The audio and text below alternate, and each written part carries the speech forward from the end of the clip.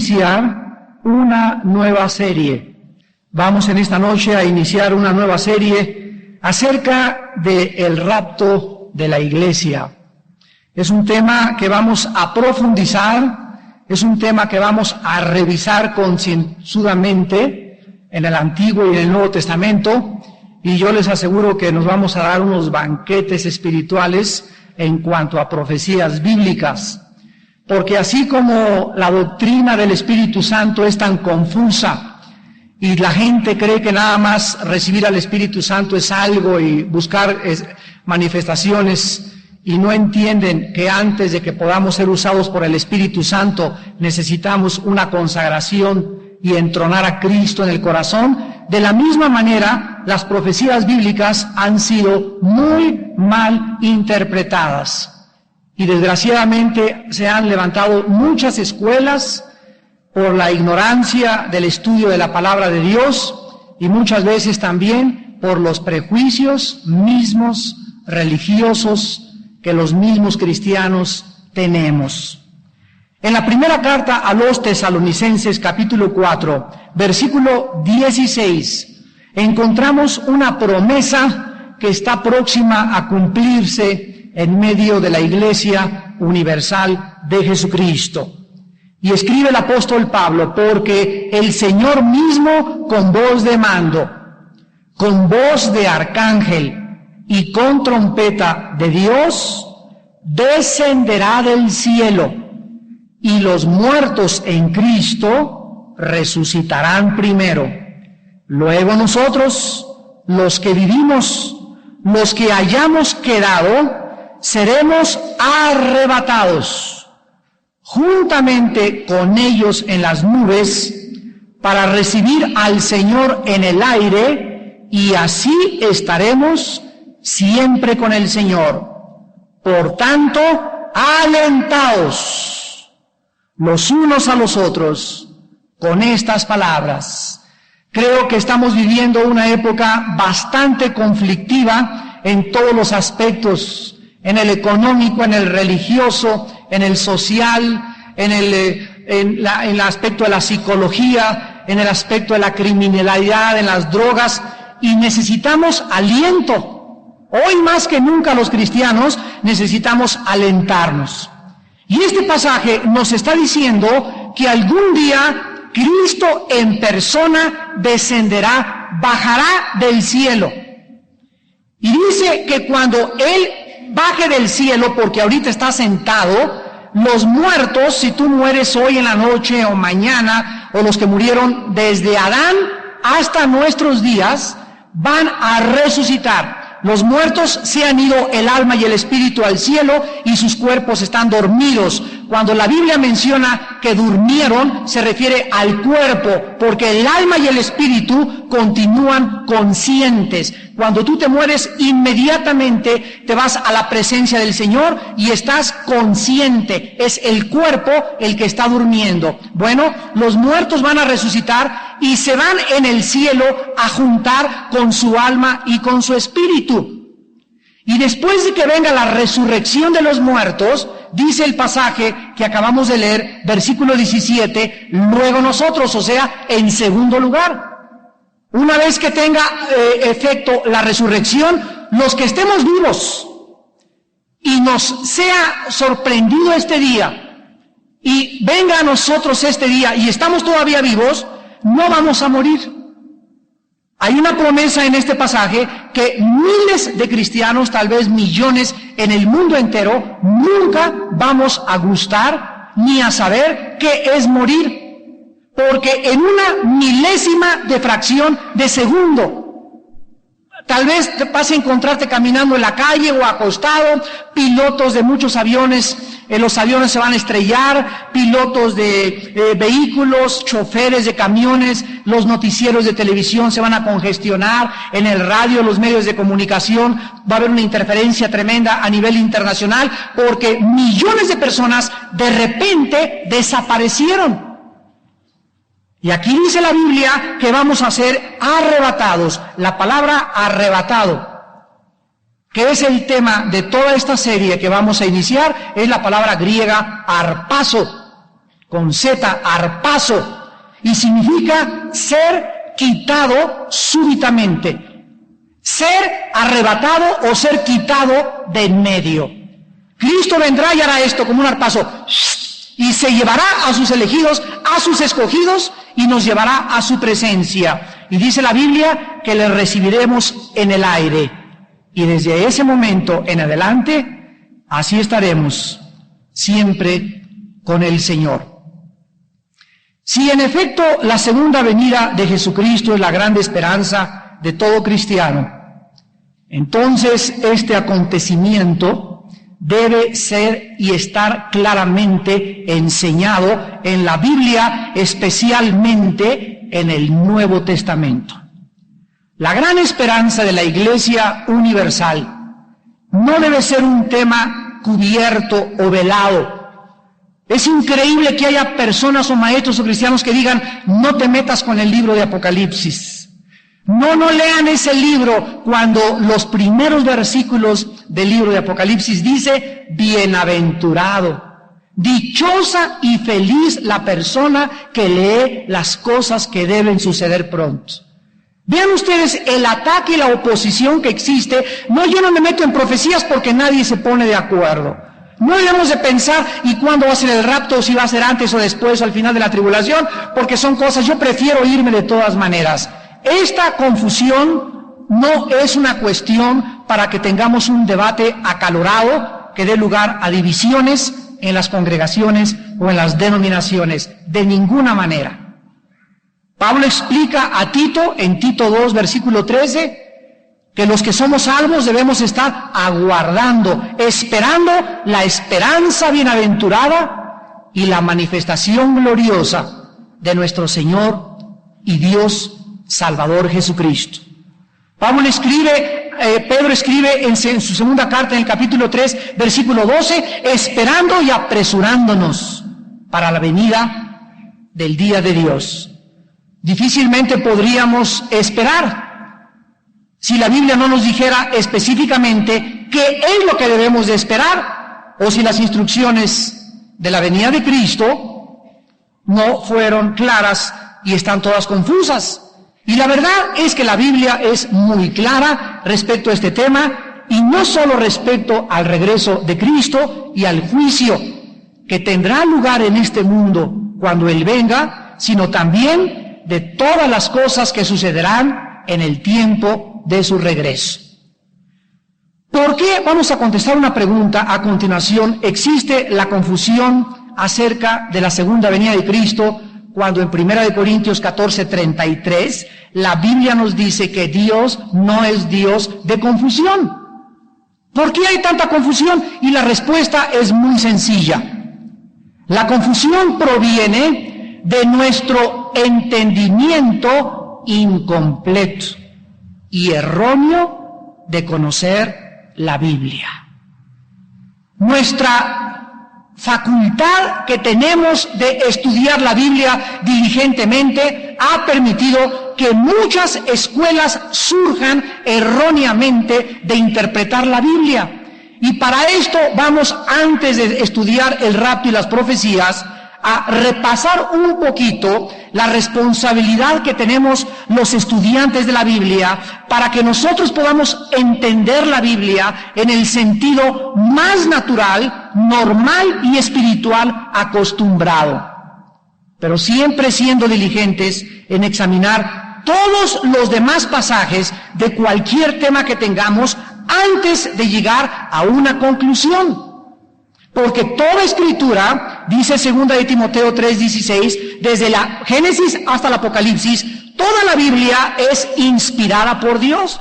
Y toda la Biblia es útil para enseñarnos, redarguirnos, corregirnos, instruirnos en justicia, para que seamos hombres y mujeres maduros espiritualmente y podamos trazar la palabra de Dios y poder enfrentarnos con mormones, con ateos, con agnósticos, con testigos de Jehová, con comunistas, con hedonistas y con cualquier filosofía, y llevando cautivo todo pensamiento a la obediencia a Cristo Jesús.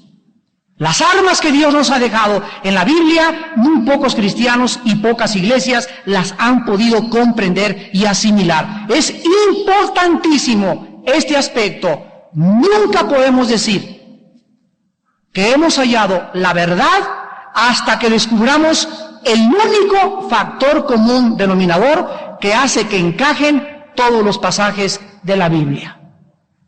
No tomes un texto fuera de contexto porque es un pretexto. No puedes tú interpretar la Biblia teniendo un versículo o un pasaje sin tener en cuenta los demás pasajes de la Biblia. Es un principio de hermenéutica.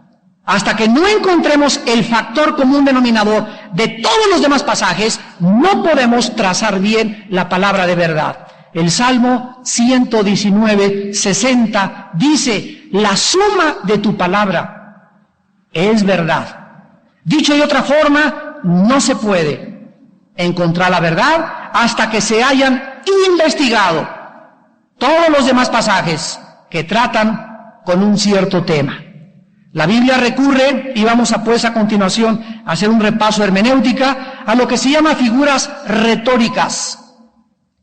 Y una figura retórica es un pensamiento o es una expresión de un método ordinario y simple de hablar, forma de lenguaje que varía del uso común. Entonces la Biblia emplea principalmente 3 figuras retóricas que son importantes conocerlas para que podamos entender e interpretar adecuadamente las Sagradas Escrituras. En primer lugar tenemos las que son más fáciles, que se llaman los símiles.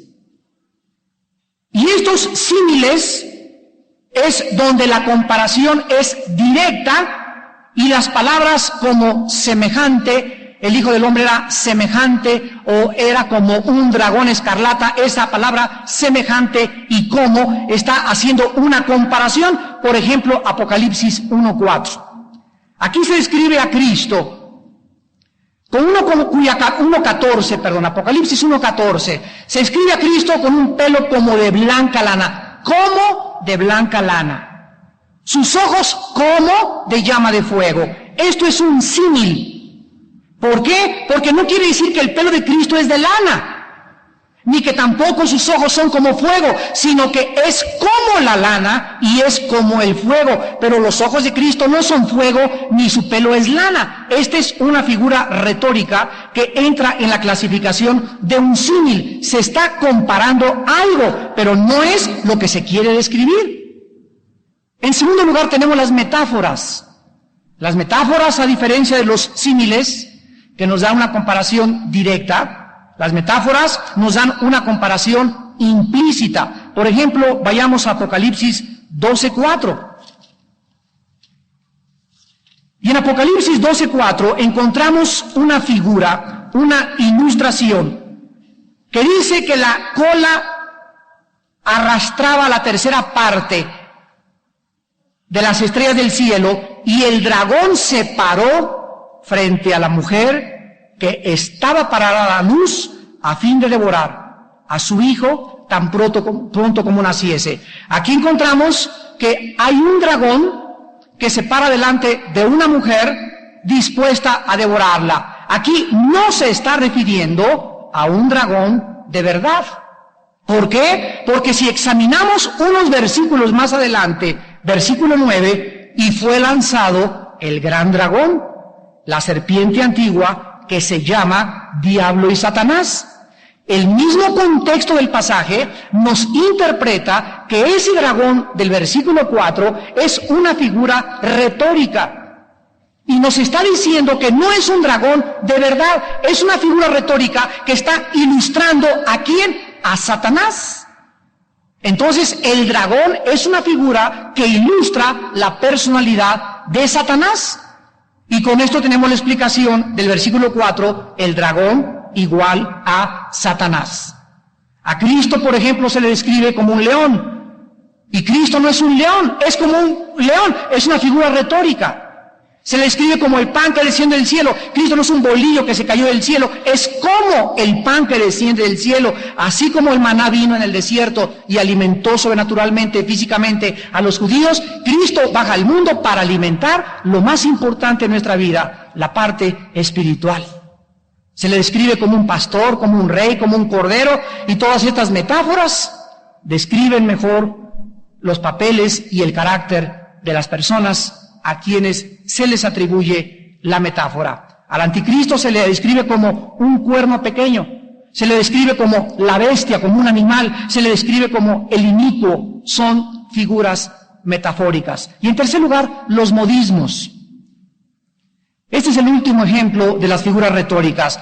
Los modismos son expresiones del lenguaje que usamos todos los días en nuestras conversaciones. Por ejemplo, en México decimos, ya me colmaste el plato.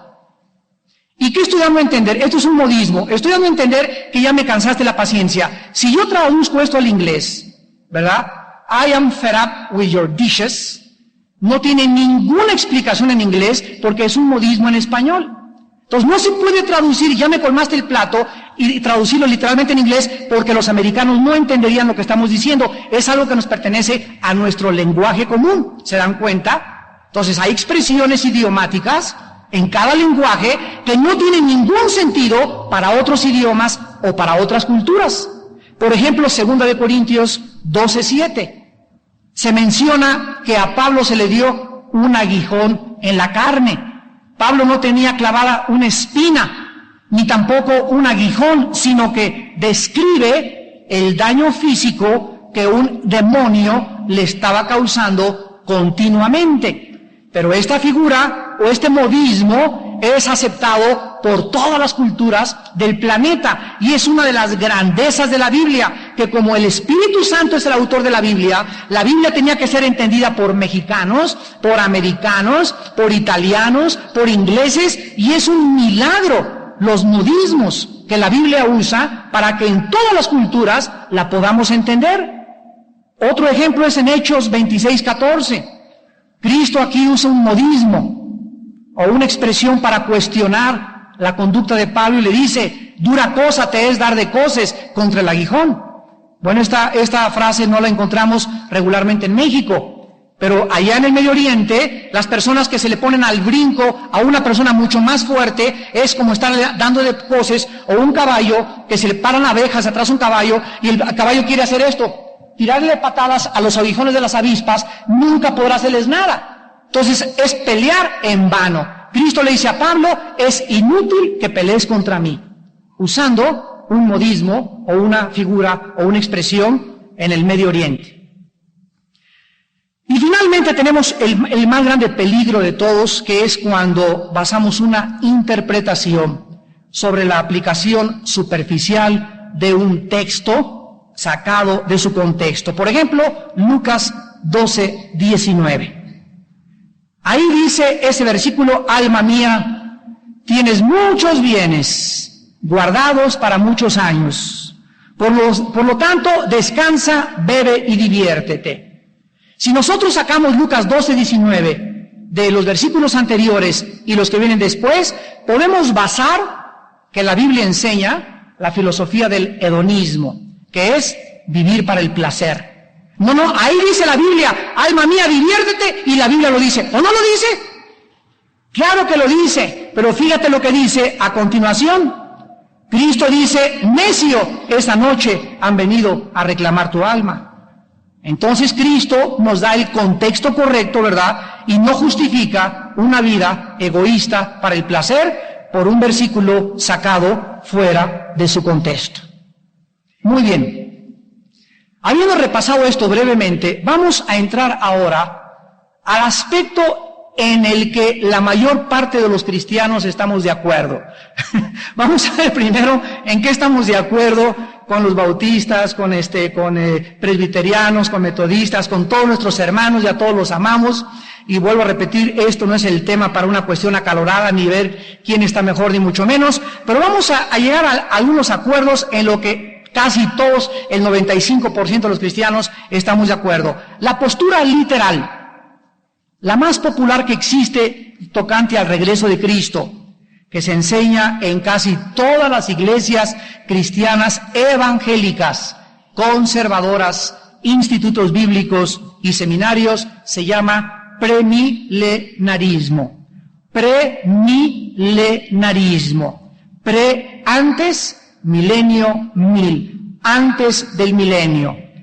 Esta doctrina, en la que todos estamos de acuerdo, la mayoría, enseña que después de los sucesos que se asocian con el regreso de Cristo, Cristo establecerá y reinará sobre un reino físico literal, no espiritual. No hay que espiritualizar la Biblia cuando la Biblia no nos lo permite hacerlo. El reino de Cristo va a ser físico y literal aquí en este planeta que estamos pisando en la tierra por 1000 años.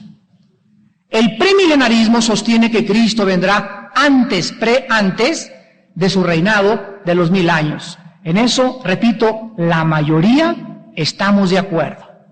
Porque Apocalipsis 20, solamente de este pasaje, se mencionan más de 6 veces el reino de Cristo de 1000 años.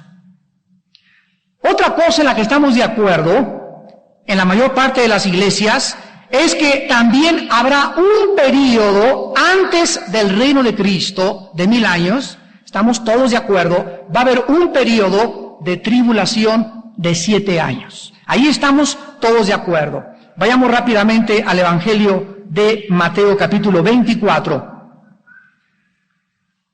y veamos las palabras de Cristo a sus discípulos. Versículo 21, y dice Cristo, porque habrá entonces gran tribulación. Y aquí la palabra griega es megatilipsis, o sea, una tribulación mayor, gigante, la más grande que el mundo ha conocido, cual no la ha habido desde el principio del mundo hasta ahora, ni la habrá. En Daniel 11:36 hasta Daniel 12:13 se describe este periodo también de la tribulación.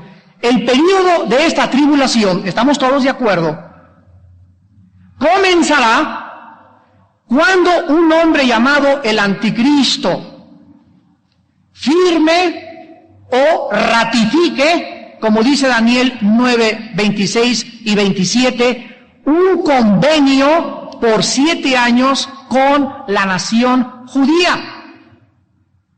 Así va a iniciarse los 7 años que se llaman en la Biblia la semana 70 de Daniel, que se llama la tribulación, la gran tribulación, el día de la ira y el día de la ira de Dios, donde a la mitad de la semana, Daniel 9:27, el anticristo va a violar este pacto. Según de Tesalonicenses 2, del 2 al 6, y entonces el anticristo va a desacrar el templo y va a levantarse y a obligar que el mundo entero, en el aspecto comercial, religioso, político y militar, quede subyugado y controlado por él. El anticristo va a ser un genio economista, va a ser un genio político, va a ser un genio militar.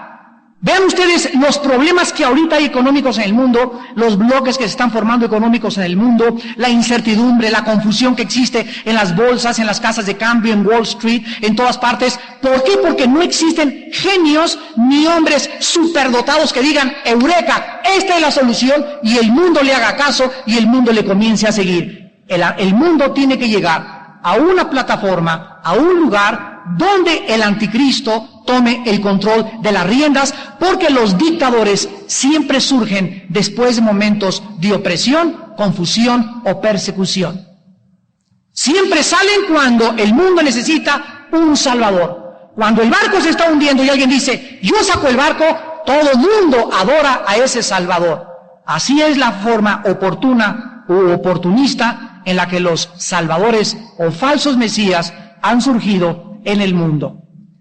El anticristo a las 3 años y medio de la tribulación, ¿estamos todos de acuerdo también en esto?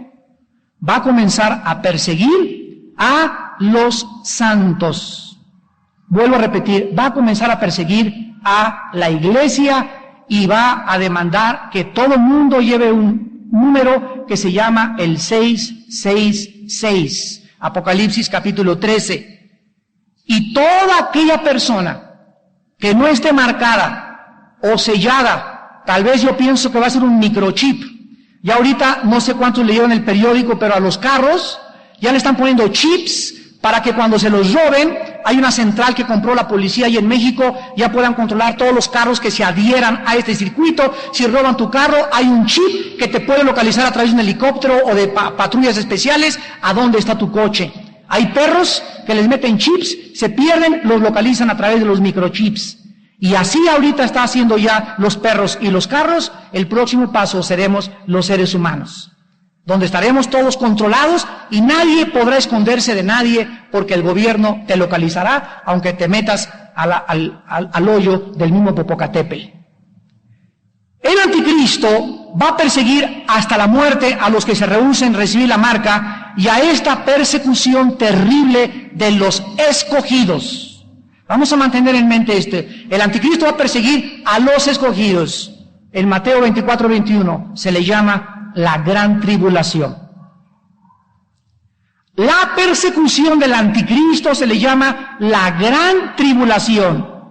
Y también dice en Daniel 12:1 que entonces habrá gran tribulación y gran temor sobre la tierra. Se le llama la gran tribulación porque nunca el mundo ha conocido una persecución tan sangrienta, tan espantosa y tan encarnizada que Nerón parecerá el niño del coro comparado con el anticristo. Hitler parecerá el pato Donald comparado con el anticristo.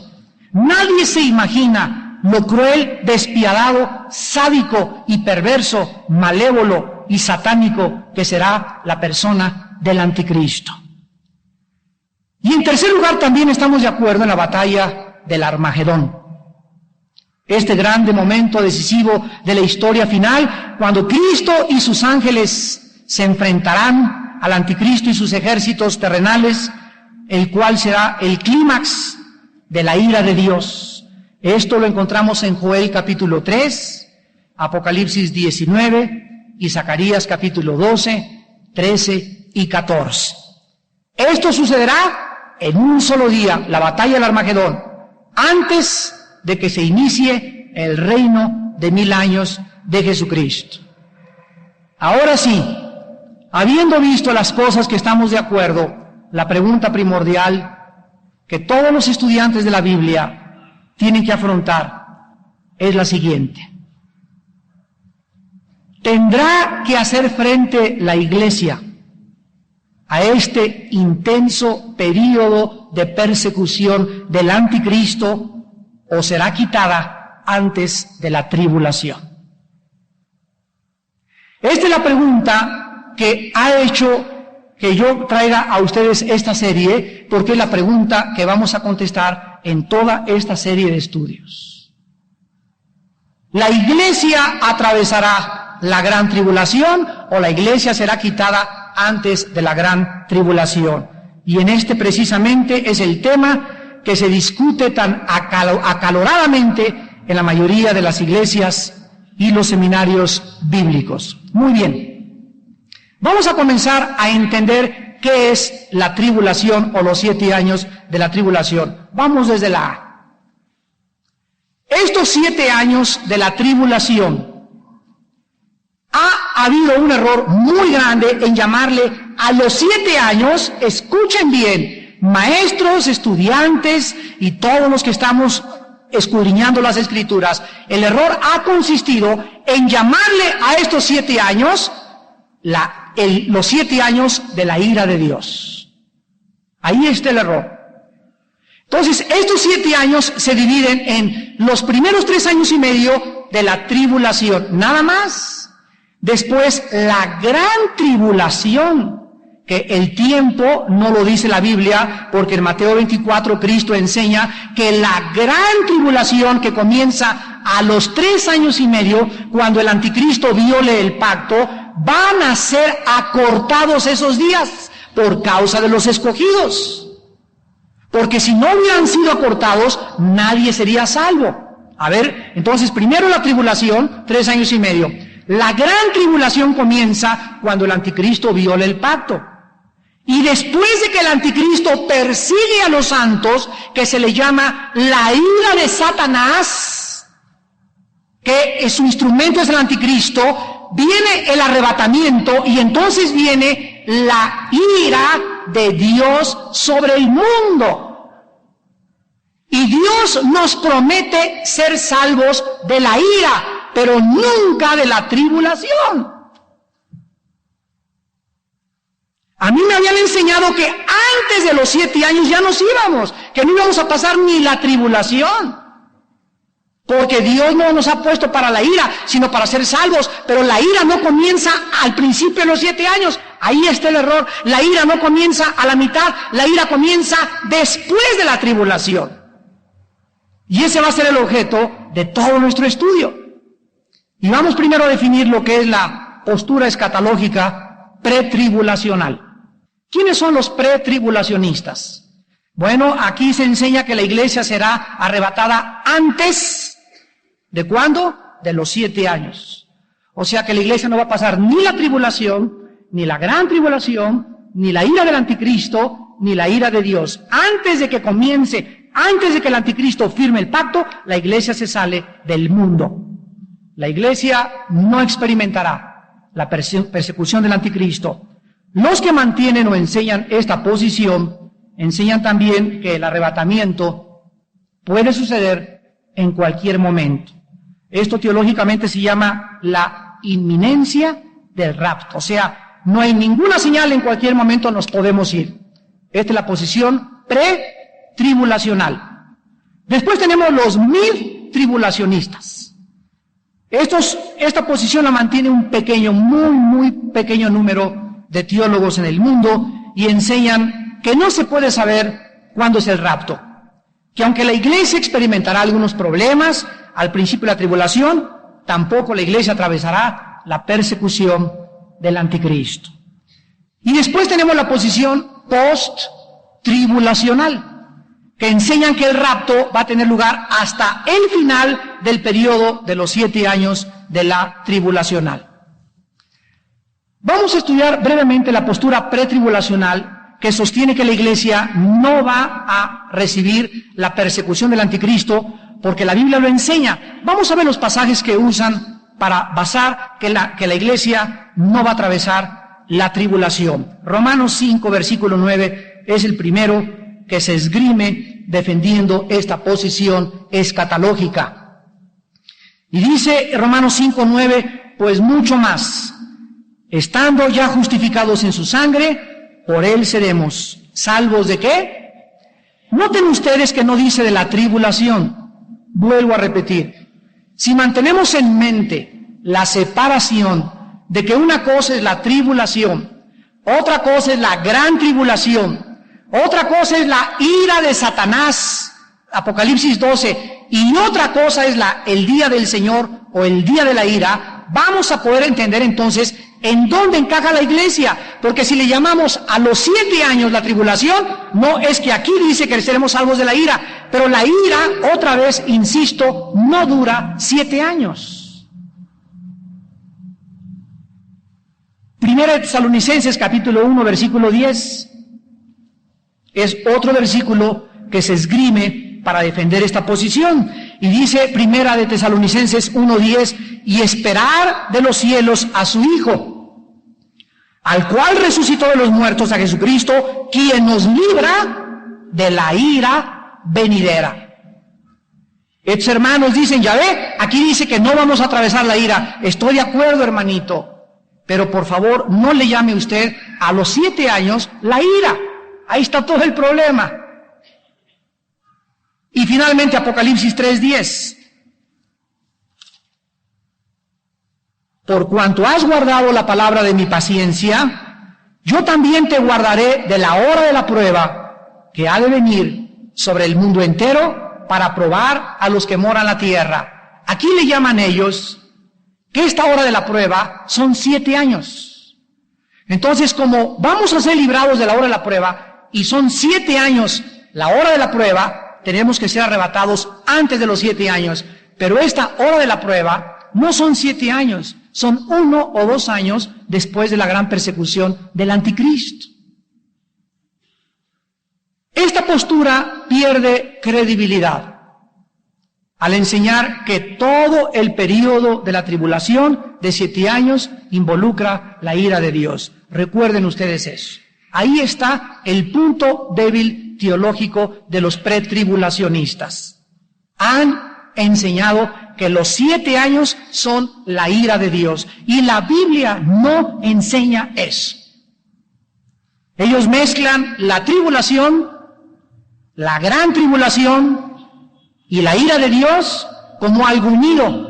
Y la Biblia separa, insisto, la Biblia separa y dice que una cosa es el principio de los dolores, otra cosa es la gran tribulación, megatilipsis, a la mitad de la semana, y después otra cosa es la ira de Dios que comienza con las trompetas del Apocalipsis. Son 3 eventos diferentes dentro de los 7 años.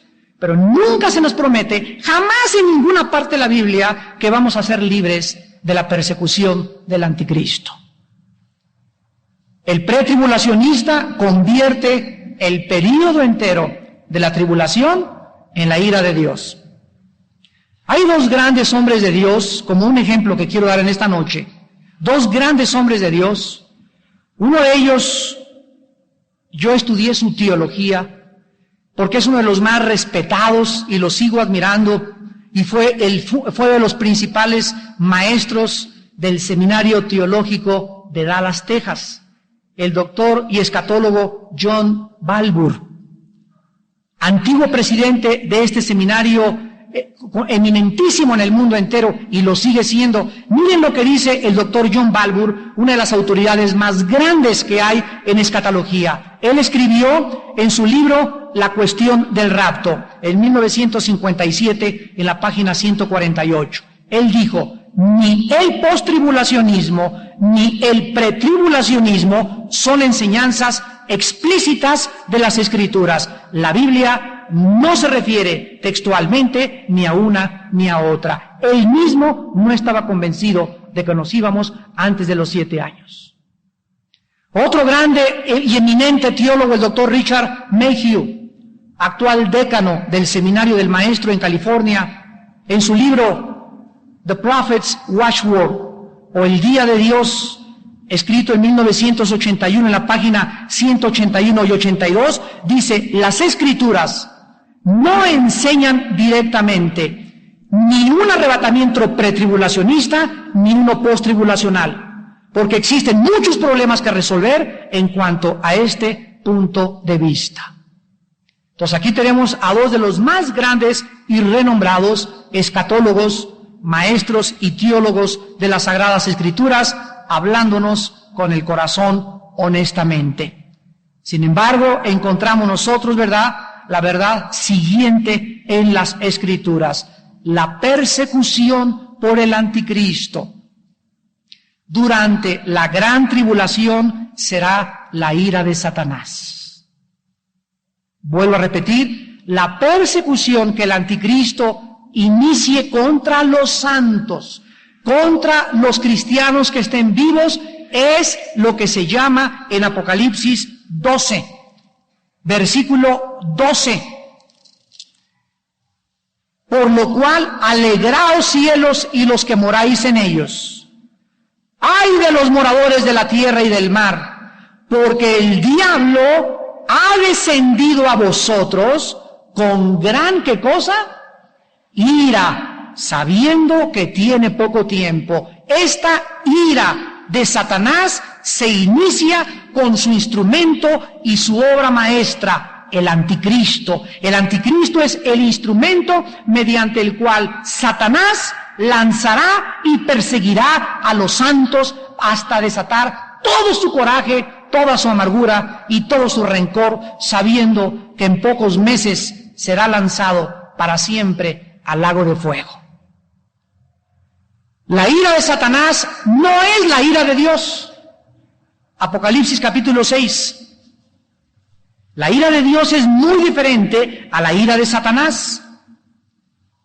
Y dice en Apocalipsis capítulo 6, versículo 12, cuando abrió el 6º sello, hubo un gran terremoto. El sol se puso negro como tela de silicio. La luna se volvió toda como sangre, y las estrellas del cielo cayeron sobre la tierra, como la higuera deja caer sus higos cuando es sacudida por un fuerte viento. Y el cielo se desvaneció como un pergamino que se enrolla, y todo monte y toda isla se removió de su lugar. Y los reyes de la tierra, y los grandes, los ricos, los capitanes, los poderosos, y todo siervo, y todo libre, se escondieron en las cuevas y entre las peñas de los montes, y decían a los montes y a las peñas: caed sobre nosotros y escondernos del rostro de aquel que está sentado sobre el trono y de la ira del Cordero, porque el gran, ¿qué cosa? Día de su ira ha llegado, y ¿quién podrá sostenerse en pie? La ira de Dios comienza, ¿cuándo? En el 6º sello. Antes fue el primer sello, el anticristo; el 2º sello, las guerras; el caballo negro; después la peste, la muerte, la persecución del anticristo. En el capítulo 6, versículo 10, vi las almas de los que fueron perseguidos por la gran tribulación. Y después en el 6º sello encontramos, al final de los 7 años, la ira de Dios. La ira de Dios contra el anticristo y contra los que persiguieron a su iglesia.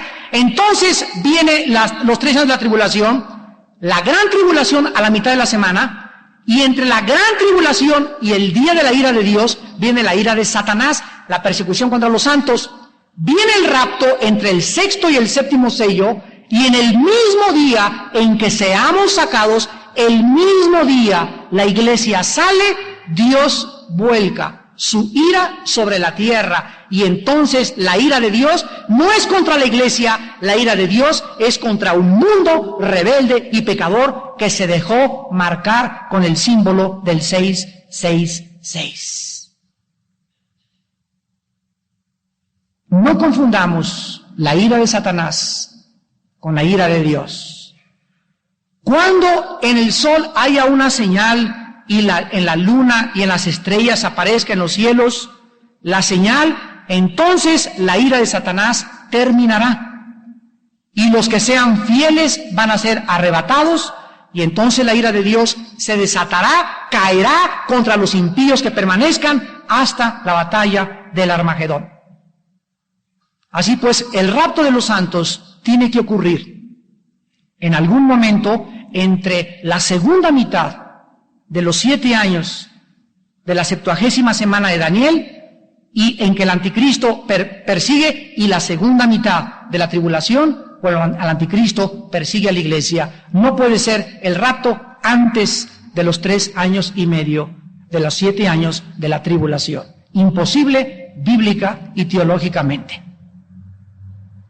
Muchos de los padres de la iglesia que fueron enseñados directamente por los apóstoles sostenían lo mismo que estamos enseñando. Las únicas excepciones fueron Orígenes y Clemente de Alejandría, cuyo método de interpretación bíblica fue el alegórico y el místico. Ellos no creían en la ira y las cosas de Dios. Ahora, finalmente, va a ser muy importante entender qué es la ira de Satanás, qué es la ira de Dios, qué es la tribulación, la gran tribulación, qué es la tribulación, y vamos a ver que cada uno juega un papel importante y preciso dentro del contexto bíblico, cuando los hijos de Dios seamos arrebatados y los impíos que queden en la tierra sean destruidos. Vamos a ver rápidamente en esta noche la ira de Dios. La enseñanza bíblica relacionada con los últimos tiempos tiene que ver casi todo el libro de Apocalipsis con la ira de Dios contra el mundo pecador.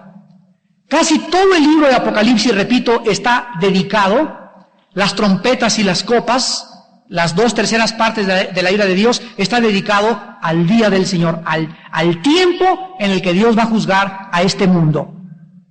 Cuando el ángel pregunta en el cielo, ¿quién es digno de abrir los sellos del libro? Nadie en el universo pudo contestar esta pregunta. Fíjense la pregunta, ¿quién es digno? Alguien hubiera dicho, Teresita de Jesús, la Virgen de la Macarena, Santo Tomás de Atoche, San Fidencio, el Papa fulano de tal, el ángel Gabriel, el ángel Miguel. No hubo nadie que contestara en el universo, en toda la creación, quién era digno. Y más adelante, la respuesta en el versículo 5 es el león de la tribu de Judá, a quien Juan describe como un cordero inmolado. Juan vio cuando recibió Apocalipsis, vio porque fue trasladado en el Espíritu al cielo, allá arriba en el cielo Juan vio a Cristo, y cuando Juan lo vio, escribe que Cristo en el cielo aún lleva las marcas de los clavos en sus manos y en sus pies. Sigue representando Cristo en el cielo, el cordero inmolado. La única cosa que los hombres hemos hecho en la tierra, que permanece en el cielo, son las huellas de los clavos de nuestro bendito Salvador. Cristo vino por primera vez al mundo como un cordero, pero va a regresar a pagar el precio del pecado. Y cuando Cristo regrese, será como un león para juzgar a la humanidad. Vino como un cordero, manso y humilde, y fue entregado ante sus trasquiladores, no abrió su boca, fue hallado sin pecado, no se defendió, dejó que lo amarraran, que lo crucificaran, que se burlaran de él, pero cuando regrese, será el contraste exacto de su primera venida. En aquellos días solo Cristo será digno de romper los sellos del libro del juicio de Dios, porque Dios ha establecido un día en el cual ha de juzgar a los vivos y a los muertos, dando fe por medio de aquel que levantó de entre los muertos. Hechos 17:31. En los últimos días la ira de Dios será derramada durante un periodo específico que se conoce como el día del Señor, el día de la ira. La palabra hebrea para día es yom, con Y, como los helados yom yom, y se puede referir a un día literal de 24 horas, pero también se puede referir a un periodo de 2 años, o de 3 años, o de un periodo indeterminado. Por ejemplo, nosotros encontramos en Isaías 4:2 que se usa el día para un periodo indeterminado, y en Oseas 1:11. Lo pueden checar ustedes en su casa posteriormente. Entonces el día del Señor será un periodo de tiempo desconocido. Tal vez va a durar 1 año, o año y medio, o 2 años, porque repito, la gran tribulación va a ser acortada. Sabemos que va a durar 3 años y medio la primera mitad de los 7 años de tribulación. La presión del anticristo durará tal vez 1 año, 6 meses, 8 meses, y viene inmediatamente la ira de Dios. Y la ira de Dios durará hasta la batalla del Armagedón. Vamos a ver las cosas que la Biblia dice del día de Dios. En Isaías 2:17, por ejemplo, dice que en aquel día solo Jehová será exaltado, no así en la ira de Satanás. Entonces, el día de la ira de Dios es el día o el tiempo en el que Dios va a ser exaltado, y esto es importante recordar. Sofonías 1:18. Por el fuego de su celo toda la tierra será consumida, porque él hará una destrucción total y terrible de todos los habitantes de la tierra. Apocalipsis 6:16 y 17 que ya leímos, Juan le llama al día del Señor la ira de Dios. Segunda de Pedro, capítulo 3, versículo 7 y versículo 10, nos habla que los elementos ardiendo serán destruidos. Será el día de la destrucción total. Así resumimos que el día del Señor, el tiempo de la ira de Dios, será un juicio donde Dios derrame su ira no sobre su iglesia, no sobre sus fieles. La ira de Dios es contra aquellos que se rebelaron y menospreciaron y pisotearon y rechazaron a su Hijo Jesucristo otra vez en esta vida. Ahora finalmente en Mateo capítulo 13 encontramos que Jesucristo le llama al día del Señor, al día de la ira, le llama a Cristo el fin del mundo. o le llama simplemente el fin. Mateo 13, versículo 39. Está explicando la parábola a sus discípulos y les dice, el enemigo que la sembró es el diablo, y la siega es el fin del siglo, o de la era, o del mundo, y los segadores son los ángeles. De manera que como se arranca la cizaña y se quema con el fuego, así será, ¿qué cosa? El fin del mundo o el fin de este siglo. Versículo 41. Enviará el Hijo del Hombre a sus ángeles y recogerán de su reino a todos los que sirven de tropiezo y a los que hacen iniquidad, y los echarán en el horno de fuego. Allí será el llorar y el crujir de dientes. En esta noche que hemos entrado a dar una introducción para tener algo mental en nuestras mentes y poder asimilar este estudio, yo le pido a Dios que todos los que asistan y tomen este seminario de profecías sobre el rapto de la iglesia no vengan solamente con el afán de tener más conocimientos bíblicos o para poder discutir y ganar conversaciones. El propósito de estudiar las profecías bíblicas es con el fin de ser cada día más santos. Todo aquel, 1 Juan capítulo 3, que tiene esta esperanza, ¿cuál esperanza? De que Él viene pronto, se purifica a sí mismo, así también como Él es puro. Inclinemos nuestra cabeza. Te damos gracias, Señor, porque Tú no perdonaste a los ángeles que pecaron, los arrojaste al infierno, a prisiones de oscuridad, para ser reservados al juicio venidero. No perdonaste al mundo de Noé, salvaste a 8 personas nada más, a Noé su esposa, a sus 3 hijos y a sus 3 nueras. Enviaste fuego y azufre sobre Sodoma y Gomorra, las reduciste a ceniza y las pusiste como ejemplo a los que viven y usan el sexo de una forma depravada. Libraste a Lot. Así, Señor, Tú nos librarás de Tu ira, que reservarás a los injustos, que serán castigados en el día del juicio. Pero el día del Señor vendrá como ladrón en la noche.